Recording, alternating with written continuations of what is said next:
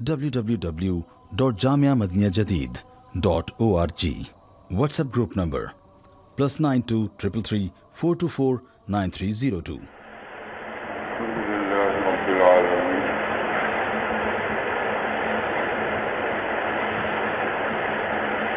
الصلاة والسلام على خلقه سيدنا ومولانا محمد وآله وصحبه أجمعين أما بعد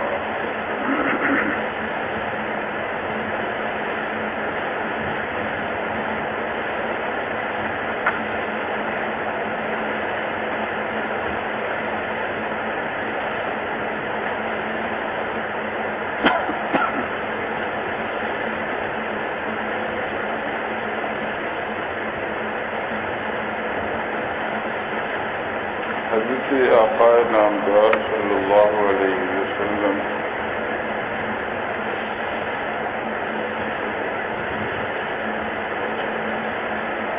کے بارے میں حضرت عثمان رضی اللہ عنہ روایت کرتے ہیں کہ جب آپ دنیا سے تشریف لے گئے تو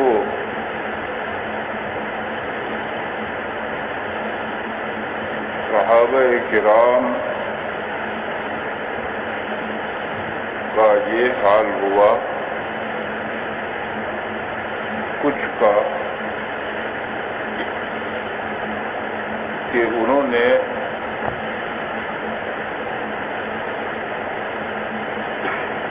بہت زیادہ غم کیا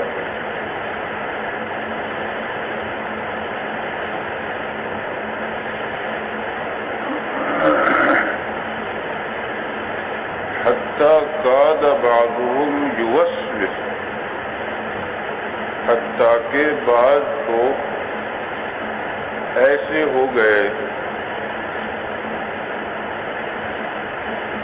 کہ طرح طرح کے وسوسوں میں مبتلا ہو گئے،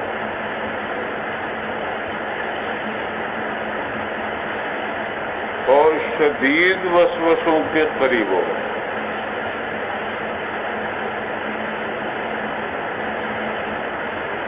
حضرت عثمان رضی اللہ عنہ فرماتے ہیں وَكُنْتُ مِنْهُمْ، میں بھی ان میں تھا۔ وہ پریشانی بہت زیادہ اس وجہ سے ہو گئی کہ زکوٰۃ والوں نے، بعض لوگوں نے، بعض قبائل نے انکار کر دیا زکوٰۃ دینے۔ انہوں نے کہا کہ یہ ایک طرح کا اب ٹیکس ہے۔ رسول اللہ صلی اللہ علیہ وسلم کے زمانے میں اور بات تھی،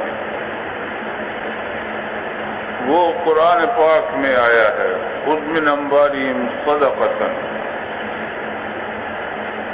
ان کے اموال میں سے، مالوں میں سے زکوٰۃ لیں، صدقہ لیں، تطہرہم بہا وتزکیہم، ان کو پاک کریں گے آپ، صاف کریں گے۔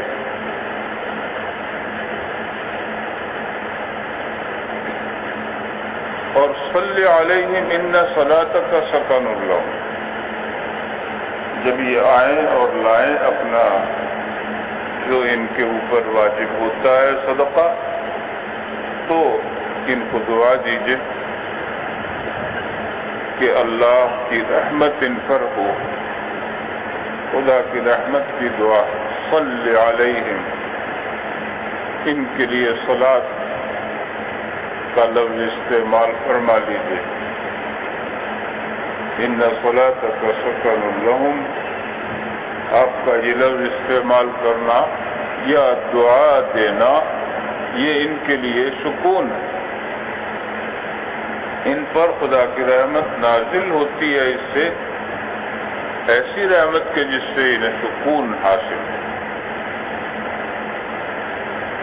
یہ آیت تھی تو انہوں نے کہا کہ یہ تو رسول اللہ صلی اللہ علیہ وسلم کے زمانے تک تھا، اب ہم کیوں دیں؟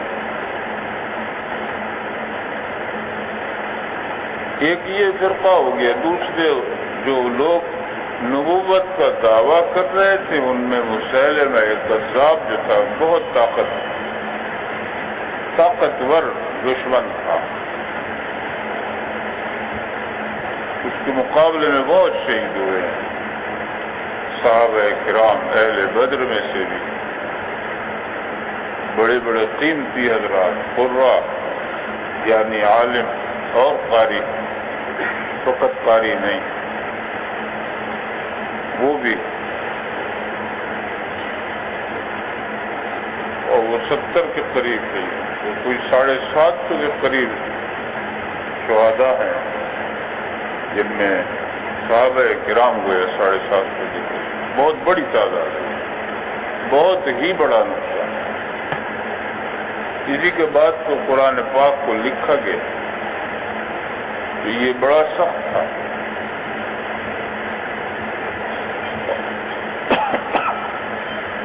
اور ایک عیسائیوں کی طرف سے جو حملے شروع ہو گئے تھے وہ تو مدینہ منورہ کا حال یہ ہو گیا کہ رات کو پہرا دیتے تھے کسی طرف سے حملہ نہ ہو جائے، باقاعدہ انہوں نے جتھے بنا دیے، باریاں مقرر کر لی اور وہ سارے مدینہ منورہ کے گرد گشت کرتے رہتے تھے کہ کسی طرف سے دشمن حملہ آور نہ ہو جائے۔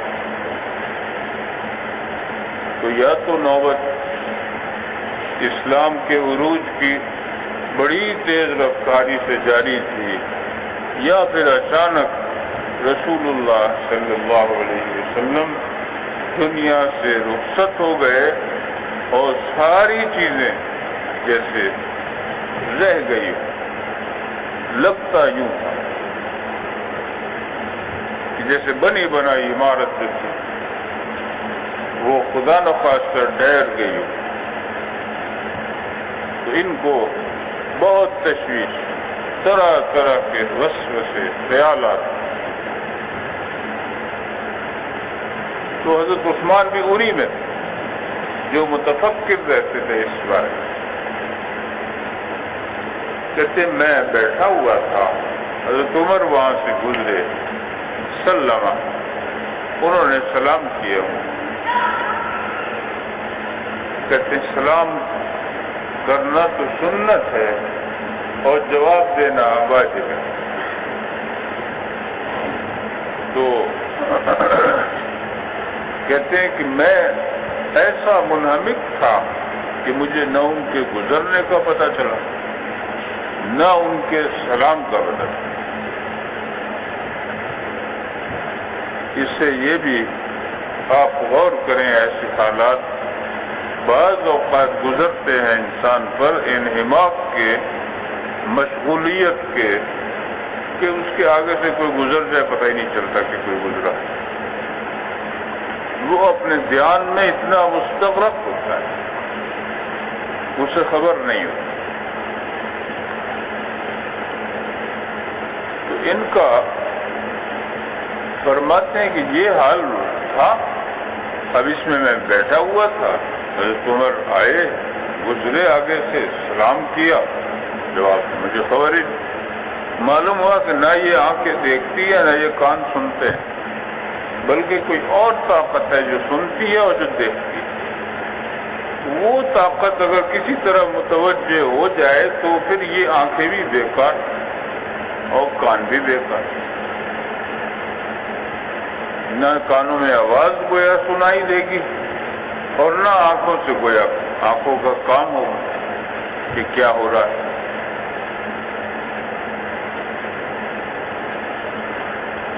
فاشتکا عمر الی ابی بکر رضی اللہ، یہ ایک بڑی بدسلوکی کی بات تھی کہ وہ سلام کریں مجھے، میں جواب ہی نہ دوں، سلام کا بھی جواب۔ انہوں نے جا کر گلہ کیا حضرت ابو بکر رضی اللہ عنہ، کہ یہ کیا ہوا ہے؟ ثم اقبل، پھر یہ دونوں میرے پاس اور دونوں نے سلام کیا. تو ابو بکر رضی اللہ عنہ نے کہا ما حملک الا ترد علی اخیک عمر سلامہ، یہ کیا بات ہوئی؟ ان کو سلام کا جواب نہ دینے پر کس چیز نے آپ کو ابھارا کہ ان کا سلام کا جواب نہیں دیا؟ یہ تو گویا خفگی کی علامت ہے بہت زیادہ. کیا چیز پیش آئی؟ قلت ما فعلت، میں نے کہا میں نے تو یہ نہیں کیا، ایسا ہوا ہی نہیں. حضرت عمر رضی اللہ عنہ نے کہا بلا واللہ لقد فعلت. اب یہ بات تو بہت ہی بری بات ہے کہ وہ کہے میں نے کیے ہی نہیں، ایسے ہوا ہی نہیں. ایسے دونوں میں تضاد ہے، ٹکراؤ ہے، دو میں سے ایسا ٹکراؤ ہے کہ دو میں سے ایک جھوٹا. تو حضرت عمر رضی اللہ عنہ نے قسم کھا کے کہا کہ بلا واللہ لقد فعلت. قال قلت واللہ ما شعرت انک مررت ولا سلمت.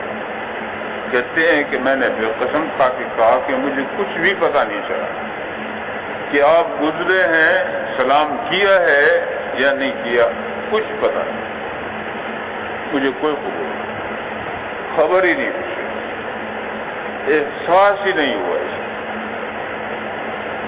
تو ابو بکر رضی اللہ عنہ سمجھ گئے کہ یہ حالت ہے، کیونکہ اور صحابہ کرام کی بھی ایسی حالت تھی کہ انہیں جیسے کہتے ہیں نا کہ کسی چیز کا ہوش نہیں رہا، کھانے پینے کا بھی ہوش نہیں رہا، ایسے حواس معطل ہوئے.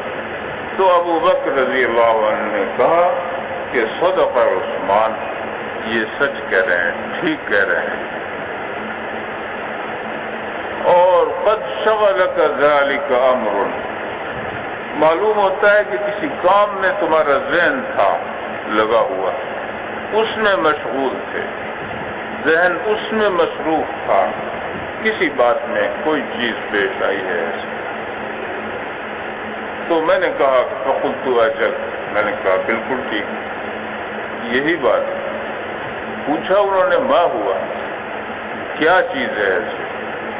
میں نے کہا قلت توفى اللہ تعالی نبیہ صلی اللہ علیہ وسلم قبل ان نسأله عن نجات هذا الامر. اللہ تعالی نے رسول صلی اللہ علیہ وسلم کو اپنے پاس بلا لیا اور ہم یہ پوچھ نہیں سکے کہ اس معاملے میں نجات کیسے حاصل ہوگی. ایک جملہ ہے یہ، اس کا جواب ابو بکر رضی اللہ عنہ نے دیا. قال ابو بکر قد سألته عن ذلك، جو بات تمہارے ذہن میں ہے کہ ہم یہ نہیں پوچھ سکے وہ میں نے پوچھی، میں نے پوچھ لی تھی وہ. فقمت الیہ، کہتے میں کھڑا ہو گیا جذبے میں، جوش میں، اور میں نے کہا ابھی انت و امی انت حق بہا، میرے ماں باپ آپ پر قربان ہوں، آپ واقعی اس بات کے زیادہ حقدار تھے کہ یہ پوچھ لیں کہ مدار نجات کیا ہے. ایک انسان کو جو پیدا ہوا ہے مدار نجات کیا ہوتا ہے؟ تو ابو بکر رضی اللہ عنہ نے فرمایا کہ قلت یا رسول اللہ ما نجات هذا الامر، اس معاملے کی نجات کیسے ہوگی؟ یعنی یہ جو کچھ پیش آ رہا ہے، جب سے آئے ہیں جب تک جائیں گے، اس سب معاملے میں نجات کی سبیل کیا ہوگی قیامت کے دن خدا کے سامنے عند اللہ؟ فقال رسول اللہ صلی اللہ علیہ وسلم،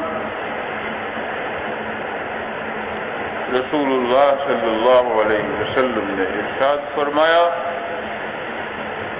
من قبل منی الکلمۃ التی عرضت علی عمی فردها، جو آدمی میرا وہ کلمہ جو میں نے اپنے چچا کو سامنے پیش کیا اور انہوں نے نہیں مانا، ابو طالب سے میں نے کہا کہ میرے آہستہ سے آپ کہہ لیں، کلمہ کہہ لیں، وحاج لک بہا عند اللہ یوم القیامہ، قیامت کے دن میں اللہ کے یہاں اس کی وجہ سے حجت کر لوں گا اور آپ کے لیے نجات کے لیے حجت کر لوں گا، لیکن انہوں نے رد کر دیا، فہی لہ نجات، جو یہ قبول کر لے کلمہ تو یہ نجات ہے، تو مدار تو کلمہ ہی ہے، اصل یہی ہے، پہلے یہی سکھایا جاتا ہے، جو مسلمان ہونا چاہتا ہے اس کو کلمہ ہی پڑھایا جاتا ہے، باقی اعمال جو ہیں وہ اس کے اوپر سارے، جیسے کہ جڑ یہ ہے، باقی سب شاخیں۔ آقا نامدار صلی اللہ علیہ وسلم نے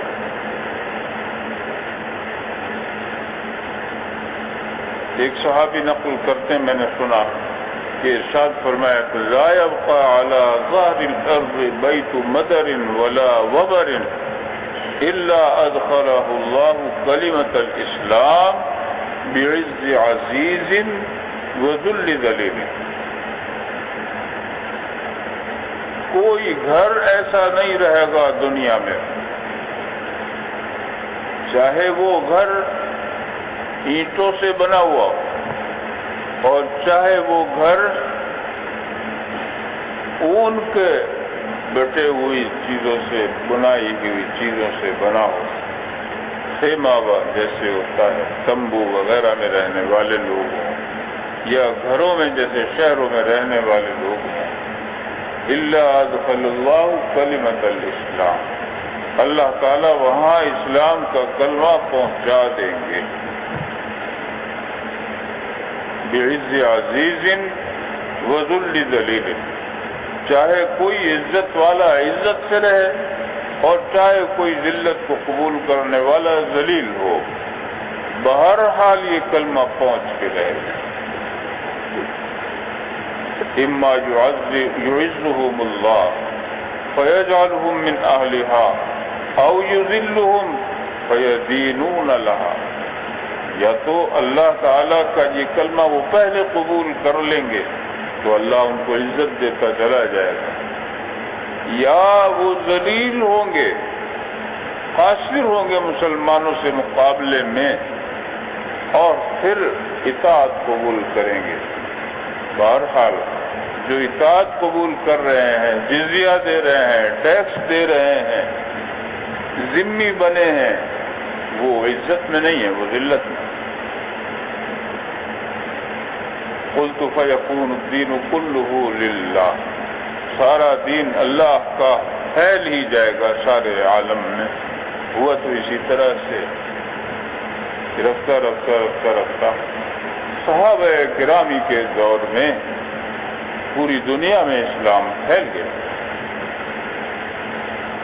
اور آپ سمجھیے گا کہ یہ اسپین اور فرانس وغیرہ یورپ کا حصہ، اس کی تو آبادی بہت ہی تھوڑی اور بڑا خراب علاقہ تھا، ٹھنڈا علاقہ، یہاں تو ایسے کہ کوئی گھر ہوگا آباد۔ اسپین پر جب حکومت ہوئی ہے تو فرانس وغیرہ میں جو کلمے تھے، جو ان کے سکے تھے، ان پر کلمہ انہوں نے چھاپ دی، حالانکہ وہ الگ حکومت تھی، مگر دباؤ اتنا قبول کیا کہ کلمہ چھپ۔ اسی طرح کوئی جگہ ایسی رہی نہیں ہے کہ جہاں پیغام نہ پہنچ گیا ہو اسلام کا، کیونکہ اگر پیغام ہی نہ پہنچے تو پھر حجت رہتی ہے انسان کے لیے کہ خداوند کریم تیرا پیغام مجھے نہیں پہنچا، ایسا نہیں۔ بہت پہلے رسول اللہ صلی اللہ علیہ وسلم نے والا نام تحریف میں تو چین بھی لکھا ہے، اور چین کے حاکم نے قبول کیا اور جواب اچھا دیا، لیکن وہ جواب جب پہنچا ہے تو رسول اللہ صلی اللہ علیہ وسلم کے بعد پہنچا ہے، آپ دنیا سے رخصت ہو چکے ہیں۔ ان کا پتہ نہیں راستہ اس وقت کیا ہوتا ہوگا، کتنا فاصلہ ہوتا ہوگا، راستے ہر وقت چلتے بھی ہوں یا نہ چلتے ہوں، جیسے سردیوں میں بند ہو جاتے ہوں۔ وقت ایک لگا، جواب بھی اس نے دیا، ہدایہ بھی بھیجے، تحائف بھی بھیجے، اس نے قبول کیا۔ تو بڑی دور کی جگہ سمجھی جاتی تھی یہ، اور یہ جاپان وغیرہ یہ چھوٹے جزائر ہوں گے اس وقت جو تابع ہوں گے انہی اس علاقے۔ تو آقا نامدار صلی اللہ علیہ وسلم کا پیغام تو گھر گھر پہنچ گیا۔ اگر کسی نے قبول کر لیا اور اسلام میں داخل ہو گیا تو ٹھیک، نہیں تو نہیں، کیونکہ دوسری پاور جو تھی، سپر پاور کوئی نہیں رہی، مسلمان رہے ہیں سپر پاور صدیوں، 200 سال سے زوال شروع ہوا، تقریباً 200 سال کا عرصہ جو سن 1314 میں مکمل ہوا ترکی حکومت کے خاتمے سے۔ یہ زوال کی انتہا ہوئی ہے جس حالت میں اب ہے مسلمان۔ حق تعالیٰ کو اختیار ہے کہ وہ بدل دے، اور دعا بھی کرنی چاہیے کہ اللہ تعالیٰ ہمارے حالات بھی بدلے، ہماری اصلاح سچ مچ فرما دے اور ہمیں اہل بنائے اور آگے بلندیاں نصیب فرمائے پوری مسلمان قوم کو، ساری دنیا۔ باقی کتنے عرصے تک مسلمان واحد سپر پاور ہے۔ دوسری جو طاقت تھی عیسائیوں کی، کبھی ایسے ہوا ہے کہ کسی حد تک کسی میدان میں غالب آ گئی ہو، ورنہ نہیں غالب آ سکتی۔ اسی طرح اچانک کوئی طاقت ابھری ہو اور وہ چھا گئی ہو، بہت نقصان پہنچا دیا ہو، ایسے بھی ہوا ہے، جیسے ہلاکو، چنگیز، یہ چلے ہیں اور بڑا نقصان پہنچا، لیکن کچھ ہی عرصے بعد وہ مسلمان ہونے شروع ہوئے اور وہ اسلام کا جز بن گئے۔ اللہ تعالیٰ نے ان کے دلوں میں اسلام ڈال دیا، مسلمان ہوتے چلے گئے۔ تو حق تعالیٰ نے ان کو بہت بڑا درجہ دیا ہے۔ جو فکر حضرت عثمان رضی اللہ عنہ کو تھی، اس کا جواب تو ابو بکر رضی اللہ عنہ نے دیا، لیکن دوسری حدیث جو اور آگے حضرت مقداد رضی اللہ عنہ کی ہے، وہ اس کتاب میں موجود ہے، اس گفتگو کا حصہ نہیں ہے، لیکن اس کتاب میں ایسے انداز سے بھی ہے کہ وہ ابو بکر رضی اللہ عنہ کی اس بات کی ایک طرح سے تشریح بھی ہو جاتی ہے کہ یہ کلمہ نجات آخرت کے لیے تو کافی ہے ہی ہے، لیکن دنیاوی بلندی کے لیے بھی یہ کافی ہے۔ اگر مسلمان عمل چھوڑ دیں اور پھر یہ کہیں کہ ہماری مدد نہیں ہو رہی، تو یہ تو بات ایسی ہے۔ آپ سمجھ لیں، خود دیکھ لیں، اپنا حال دیکھ، یہ 40 سال ہو گئے ہیں پاکستان بنے ہوئے، شاید 41 ہو گئے، اور اس عرصے میں سب کچھ ہوا ہے، اسلام نہیں آنے دیا۔ کون مانے رہا ہے؟ حکمران رہے، ایک کا نام نہیں لیا جا سکتا، پورا طبقہ ازب تا آخر سلسلہ ہے کہ اسلام ہی نہ آنے پائے، جو سوراخ بھی نظر آتا ہو اسلام کے آنے کا وہ بھی بند کر دیا۔ ہاں، نام اور بہکانا، نام لینا اور بہکانا، یہ ضرور بات ہے۔ تو جو انگریز کرتا وہ اس کے جانشین بن کر ان لوگوں نے کیا ہے ظلم۔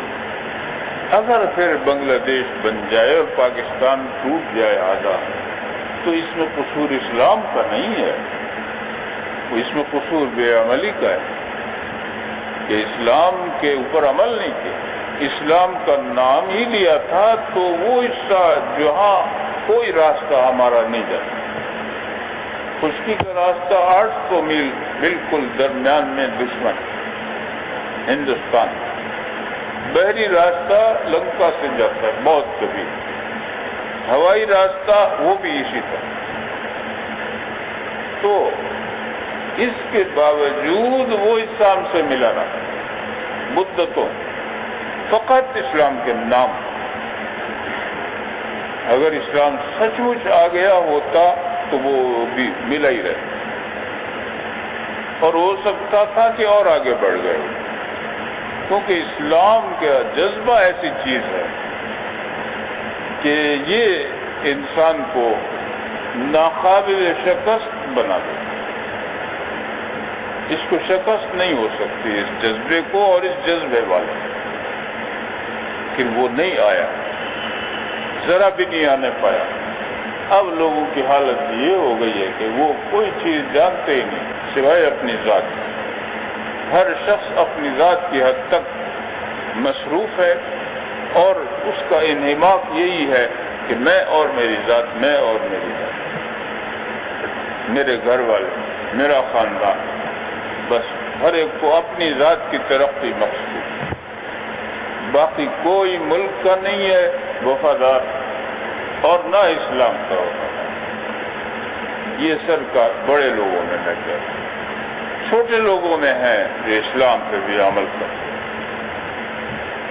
ورنہ تو جب یہ قرآن پاک کی تلاوت ہے، بچوں کو قرآن پاک پڑھانا ہے، افراد ہیں جو پڑھاتے ہیں، اور یہ بھی پوری اصلاح نہیں قبول کرتے اسلام کی۔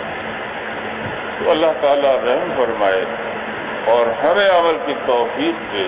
اگر عمل آ گیا تو پھر اللہ کا وعدہ ہے، انتم الاعلون ان کنتم مؤمنین، تم ہی سب سے بلند ہو، اعلون سب سے بلند، سپر پاور تم ہو، ان کنتم مؤمنین۔